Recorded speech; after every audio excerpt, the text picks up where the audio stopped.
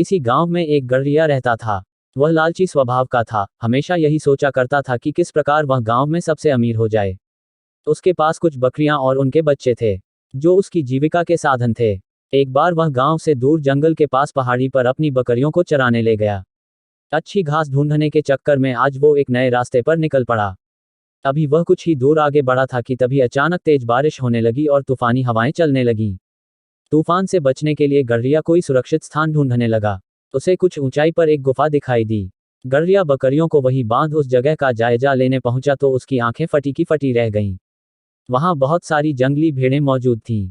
मोटी तगड़ी भेड़ों को देखकर गड़रिये को लालच आ गया। उसने सोचा कि अगर ये भेड़ें मेरी हो जाएं तो मैं गांव में सबसे अमीर हो जाऊंगा। इतनी अच्छी और इतनी ज्यादा भेड़ें तो आसपास के कई गांवों में किसी के पास नहीं हैं। उसने मन ही मन सोचा कि मौका अच्छा है, मैं कुछ ही देर में इन्हें बहला फुसलाकर अपना बना लूंगा, फिर इन्हें साथ लेकर गांव चला जाऊंगा। यही सोचते हुए वह वापस नीचे उतरा। बारिश में भीगती अपनी दुबली पतली कमजोर बकरियों को देखकर उसने सोचा कि अब जब मेरे पास इतनी सारी हट्टी कट्टी भें हैं तो मुझे इन बकरियों की क्या जरूरत। उसने फौरन बकरियों को खोल दिया और बारिश में भीगने की परवाह किए बगैर कुछ रस्सियों की मदद से घास का एक बड़ा गट्ठर तैयार कर लिया। गट्ठर लेकर वह एक बार फिर गुफा में पहुंचा और काफी देर तक उन भेड़ों को अपने हाथ से हरी हरी घास खिलाता रहा। जब तूफान थम गया तो वह बाहर निकला।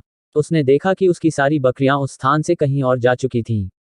गड़ेरिये को इन बकरियों के जाने का कोई अफसोस नहीं था, बल्कि वह खुश था कि आज उसे मुफ्त में एक साथ इतनी अच्छी भें मिल गई हैं। यही सोचते सोचते वह वापस गुफा की ओर मुड़ा, लेकिन ये क्या, बारिश थमते ही भें वहां से निकलकर दूसरी तरफ जान लगीं। वह तेजी से दौड़कर उनके पास पहुंचा और उन्हें अपने साथ ले जाने की कोशिश करने लगा। पर भें बहुत थीं, वह अकेला उन्हें नियंत्रित नहीं कर सकता था। कुछ ही देर में सारी भें उसकी आंखों से ओझल हो गईं। न माया मिली न राम। लालच पर प्रेरणादायक कहानी। यह सब देख गड़रिये को गुस्सा आ गया।